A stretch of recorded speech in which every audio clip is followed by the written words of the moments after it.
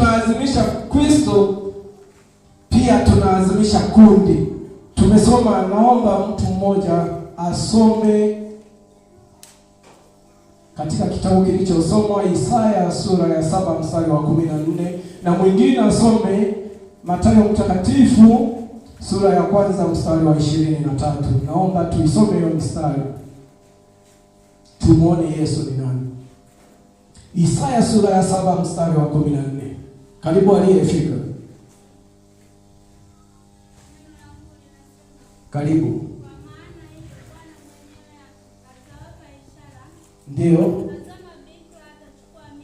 Ndio. Atazaa mtoto mwanamume. Ndio. Atamwita jina lake Immanueli. Sawa, naomba Injili ya Mathayo mtakatifu sura ya 1 mstari wa 23.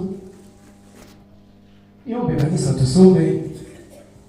Wewe Biblia tulendo. Neno la Mungu linasema, Karibu. tazama bikira atachukua mimba. Ndio. Naye atazaa mwana. Ndio. Nao atamwita jina lake Immanueli. Ndio, endelea mstari unaofuata. Naye Yusufu alipoamka katika usingizi, alifanya kama malaika wa Bwana alivyomwagiza. Akamchukua mkewe. Komea hapo hapo. Kanisa, uhuru wa Yesu. Immanueli maana yake ni Mungu pamoja nasi. Sasa tunapoadhimisha, tunatakiana, hata sisi wa Kristo tunatuma message, unanitakia kama mimi heri ya Krismasi. Lakini heri ya Krismasi unaandika heri ya X, halafu unaweka alama ya kutoa, halafu unaweka masi. Inamaanisha nini hiyo?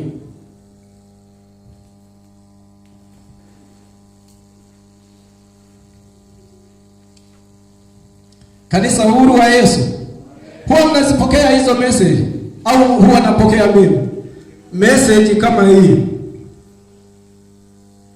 Heri ya Krismasi. Huwa mnazipokea?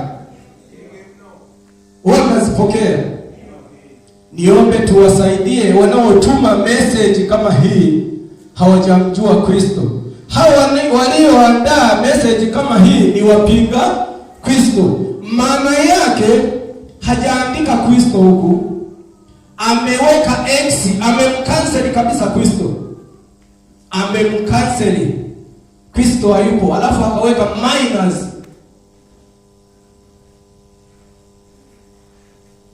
Ndio akaweka masi.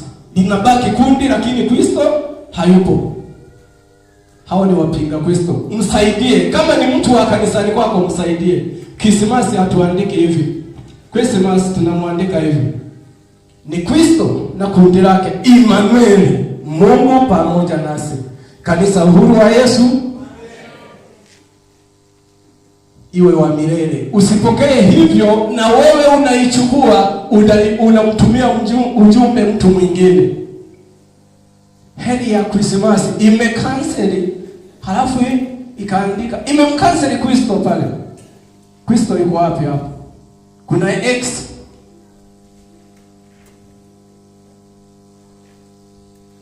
Msaidie. Kama ni wa kanisani kwako, mrudishie heri ya Krismasi. Tunaiandika hivi.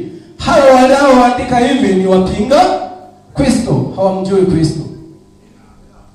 Wasitupumbaze. Tuone wako sahihi, tuone wako wanamjua Kristo, hawamjui Kristo. Kwa hiyo heri ya Krismasi tuione hii, maana Yesu ni Kristo na kundi. Kristi, ukifafanua hiyo Kristi hapa inamaanisha Kristo, halafu masi inamaanisha kundi la watu. Kanisa, uhuru wa Yesu. Baada ya kutabiriwa, uone sasa maajabu. Huyo tumemjua ni Kristo.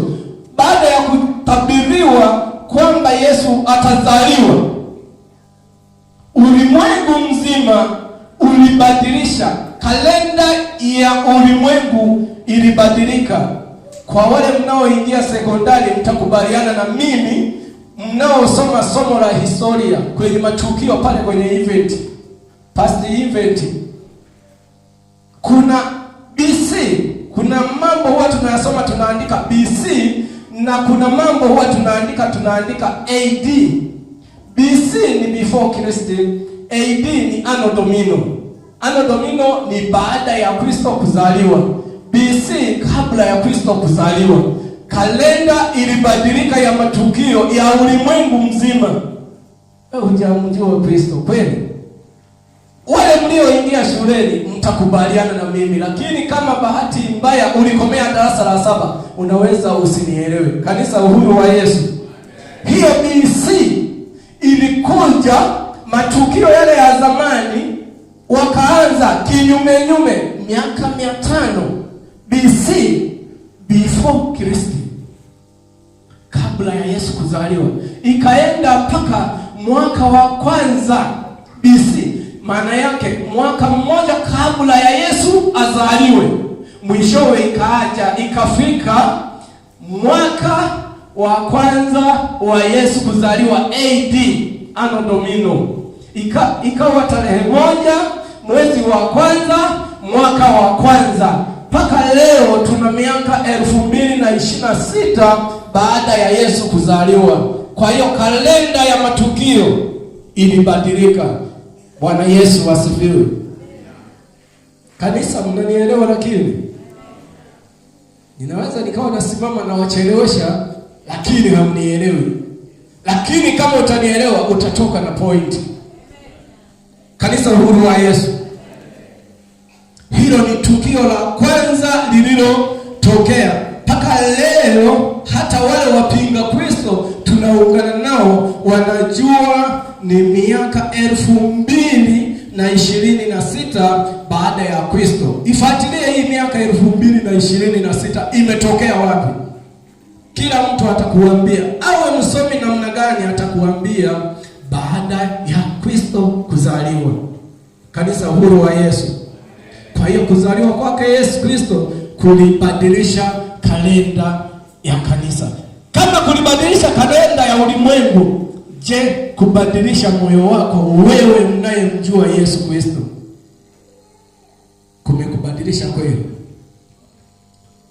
Tukio la pili, Yesu anaenda kuzaliwa. Mfalme wa wafalme katika mji wa Bethlehem alifadhaika sana. Aliona huyu ni mtawala gani? Yaani hakukaa. Angekuwa rais kama leo rais Dr. Samia, ilikuwa shida. Kipindi kile akatuma mamajusi waende wapeleleze habari za Yesu Kristo. Herode hakuwa na nguvu ya kukaa, hakuwa na godoro la kumletea usingizi, hakuwa na kiti ambacho atakaa atulie kusikia habari za Yesu Kristo anazaliwa. Kanisa Uhuru wa Yesu. Ametuma mamajusi, amewatuma kwenda kupeleleza habari zake, lakini bado hajapata amani. Niombe tusome Mathayo sura ya 2 mstari wa 3 na wa 5. Mathayo, Injili ya Mathayo mtakatifu sura ya 2 mstari wa 3 hadi wa 5. Soma. Amina. Ndio. Ndio. Ndio. Soma. Akakusanya wakuu wa makuhani wote. Ndio. Na waandishi na wa watu. Ndio. Akatafuta habari kwao. Ndio. Azaliwa wapi? Ndio. Mstari wa 5. Ndio. Nao wakamwambia, katika Bethlehem. Ndio. Katika Bethlehem ya Wayahudi. Ndio. Kwa maana ndivyo ilivyoandikwa na nabii. Amina. Bwana Yesu Bwana Yesu amezaliwa. Kanisa Uhuru wa Yesu. mfalme Herode, mfalme, kusikia Yesu amezaliwa Bethlehemu, kawatafuta wakuu wa makuhani ili wampashe habari zake kwamba Kristo amezaliwa wapi. Lakini bado kuna wamamajusi, wakati wanaenda, angalia maajabu ya Yesu. Ila nyie watoto, mimi nawapenda sana, lakini sasa nyie mnachokifanya sikipendi. Nyie nawapenda, mnachokifanya sikipendi. Semeni tu ukipendi.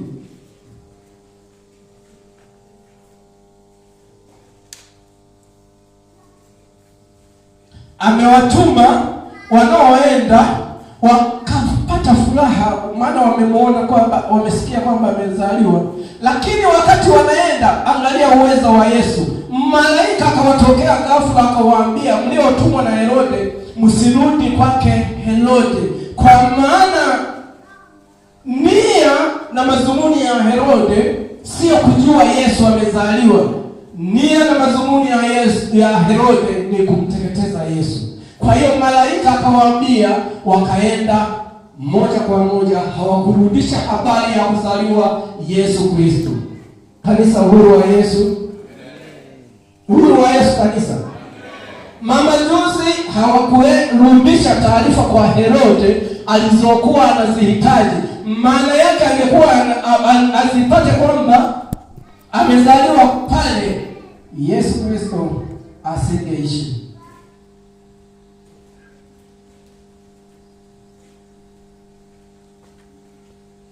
Herode lengo lilikuwa ni kumuua Yesu. Naomba usome hiyo Mathayo sura ya 2 mstari wa 13 pekee. Ndiyo. Na hao walipokwisha kwenda zao, ndiyo, malaika wa Bwana alimtokea Yusufu katika ndoto. Ndiyo. Akasema, ondoka, mchukue mtoto na mama yake, ukimbilie Misri.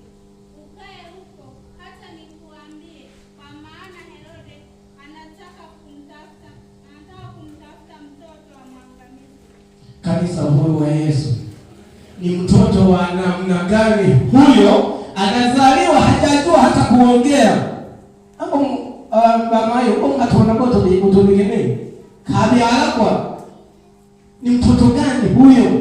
Sasa unapomuita Kristo, halafu unatuma ujumbe wa kumkansel Kristo. Hebu angalia watawala walivyohangaika. Kanegene, akagegene roho kareka. Yaani mtoto samahani ndugu yangu. Mtoto hata ukimwacha hapa amezaliwa utamkuta hapo hapo. Lakini angalia mtawala alivyohangaika, lengo amteketeze huyu mtoto. Yesu alikuwa na uwezo gani? Ni mtoto lakini mfalme, kama alivyosamia kwa Tanzania hii, kana kabiawe mapilinga, yaani atatuma atengeneze njia ya kuja kukatafuta. Hivi kanisa tunalipata? Kanisa, uhuru wa Yesu. Kwa hiyo uwezo wa Yesu ulikuwa ni uweza wa tofauti, na ndivyo alivyo mpaka sasa hivi. Uwezo wake ni wa tofauti.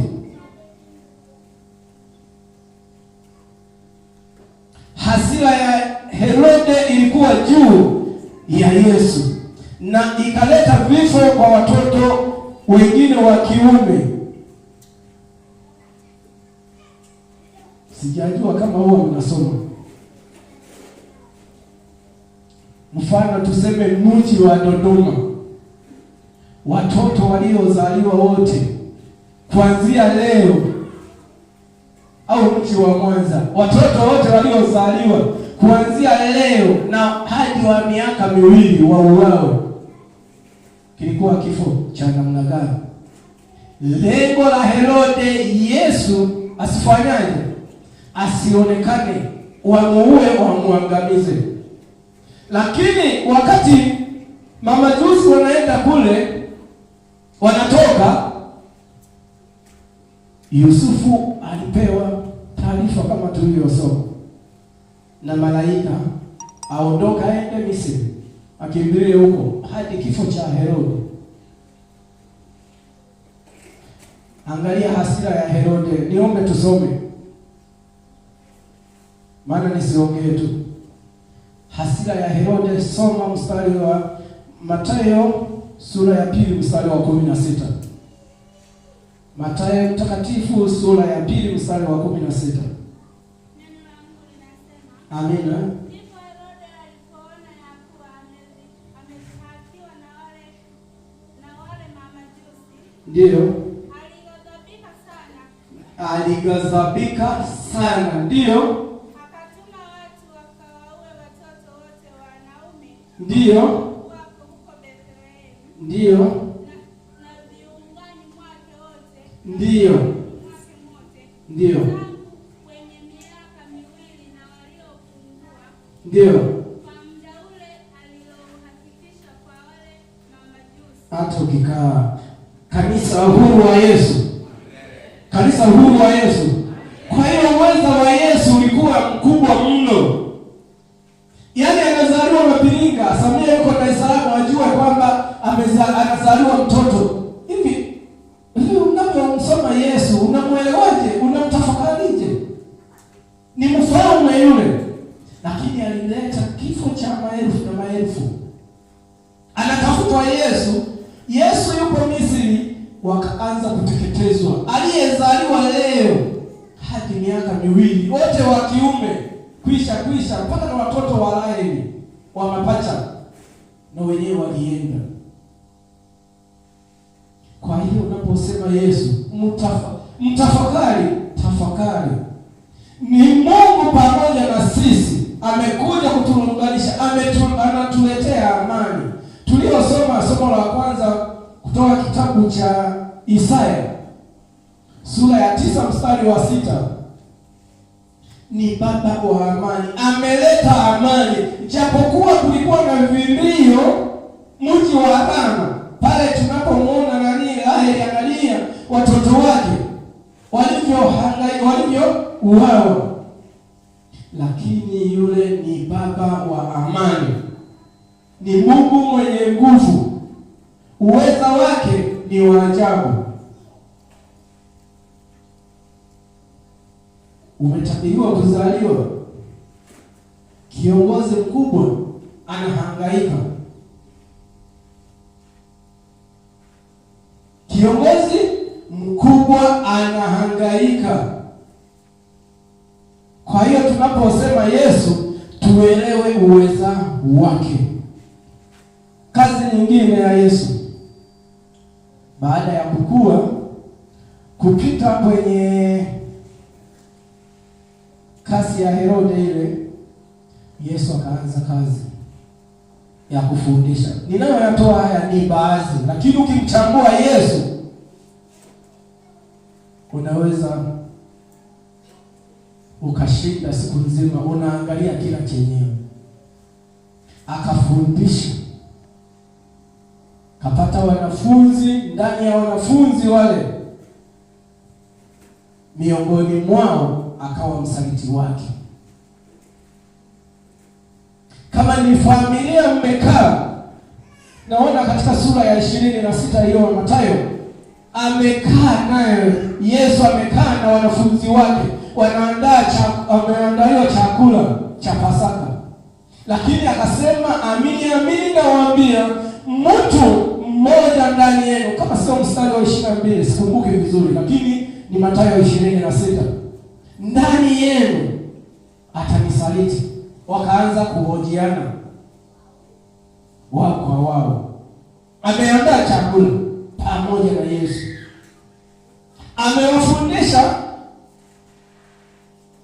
amewafundisha hali ya jinsi wanavyotaka kukaa wakue kiroho, wamjue Kristo, wahubiri katika mataifa na uweza. Wengine wakapokea hata nguvu, lakini bado wengine wamepata kumwona Yesu kwa vile walikaa naye, wamewafundisha, wakaona uweza wake, hadi anarudisha watu waliokufa, wakina Lazaro anafufua watu, anaponya vipofu hata wakibaki na Bartimayo.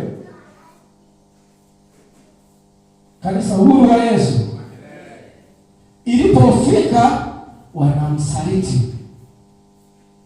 lakini ndani ya wale wanaomsaliti na Yesu huyo, wanaomsaliti kuna wengine wanasema kwamba Bwana, mimi siwezi kukusaliti.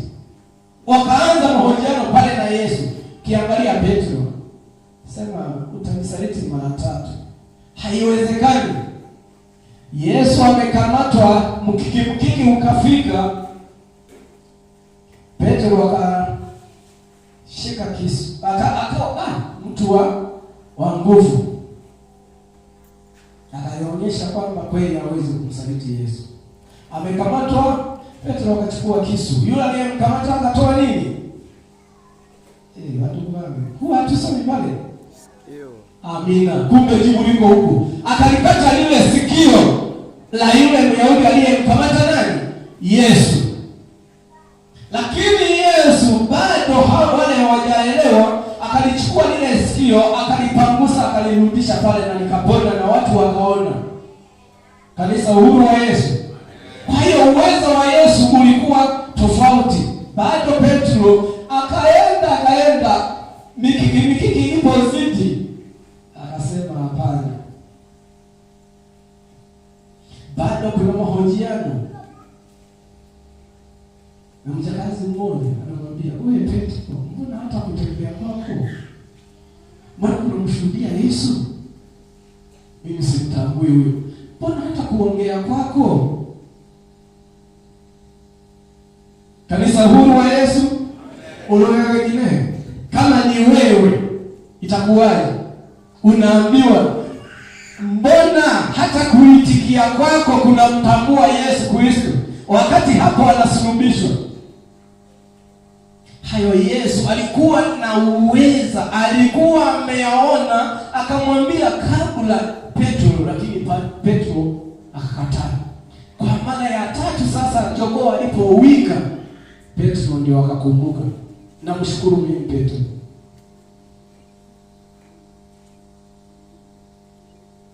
Kujifunza kwangu mimi Petro huwa anaenda ananifundisha.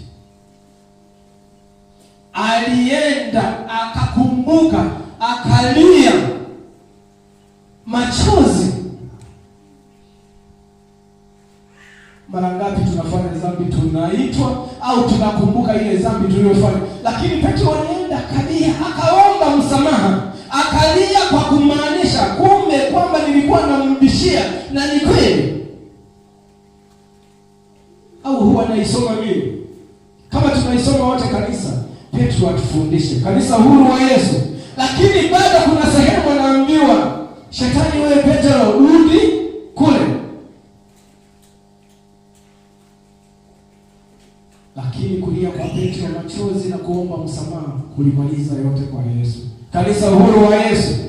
Kwa hiyo uwezo wa Yesu ulikuwa ni uwezo mkubwa wa kuona kile kitakachotokea kabla hakijafika. Aliona Yuda atamsaliti, aliona Petro atamkana. Ni uweza wa ajabu sana.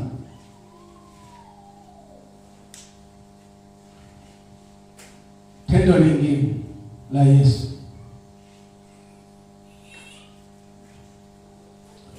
Yesu yupo mikononi mwa wasaliti, mwa watesi. Yesu yupo mikononi mwa Wayahudi. Yesu yupo msalabani. Dakika ya mwisho yupo msalabani.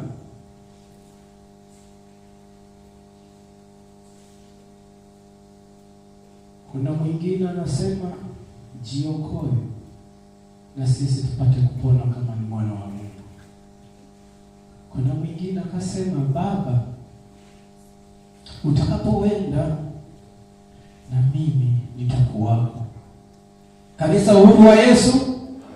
Hapo hapo Yesu akampokea, likatokea giza mchana saa 9. Nani aliwahi kurudisha giza hapa toka dunia iumbwe kama sio Yesu Kristo? Hata wale unaopokea historia zao sijui nini, wafalme kwa wafalme, nani kama sio Yesu Kristo? Saa 9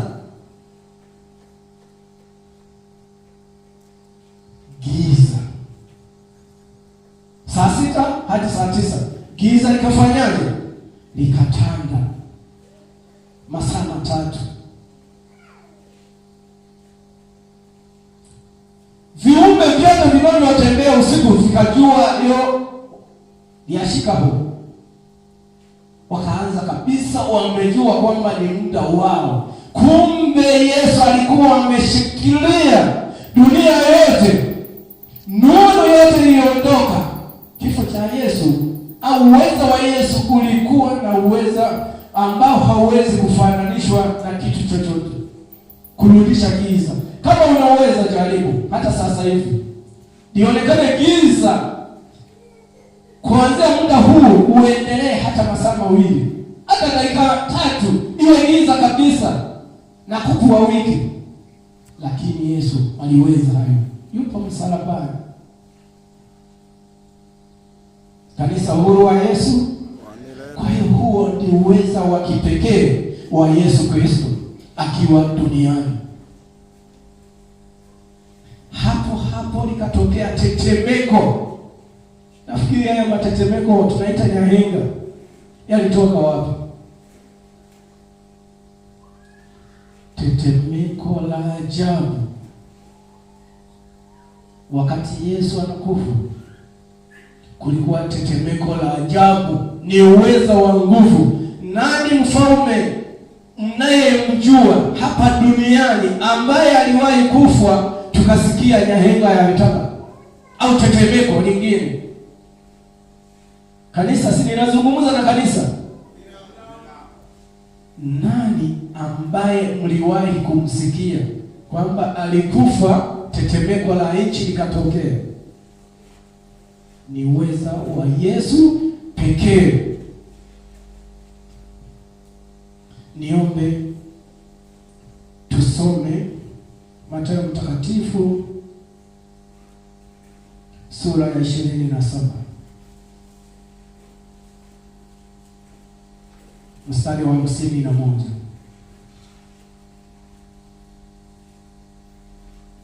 Hayo tunapomtaja Yesu, ndio maana huwa tunafika mahala fulani, muda mwingine mimi huwa naenda kuwasaisha. Anajua kabisa huyo ni Buyobe, huwa tunasali naye. Akakukuta anasema Bwana asifiwe. Ni Bwana yupi ambaye anasifiwa? Bwana harusi, Bwana wa karata, Bwana mifugo, Bwana uvuvi, Bwana kilimo. Lakini mimi ukiniambia Bwana Yesu asifiwe, nitajua kwamba kweli huyu tunamtaja ni Bwana wa uweza. Kanisa huru wa Yesu. Bwana asifiwe. Bwana mazingira. Mungu atusaidie. Tumtajeni Bwana Yesu popote pale, hata na wengine wajifunze, kwa sababu yule Yesu tunayemtaja ni Yesu wa uweza. Karibu usome Mathayo 27 mstari wa 51. Amen.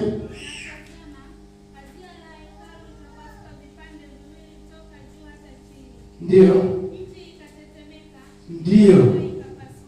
Amina. Soma Mathayo 28 mstari wa 2.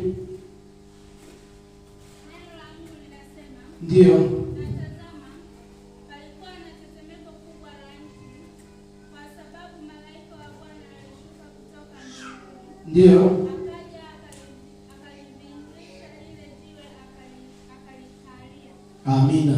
Bwana Yesu asifiwe. Nilikuwa naangalia lile tetemeko la nchi, ndio maana nawauliza ni mfalme yupi ambaye mmemsikia ametikisa dunia hii, lakini alipofariki ikatokea tetemeko? Hata nyumbani kwako tu au nyumbani kwake alipokuwa anaishi.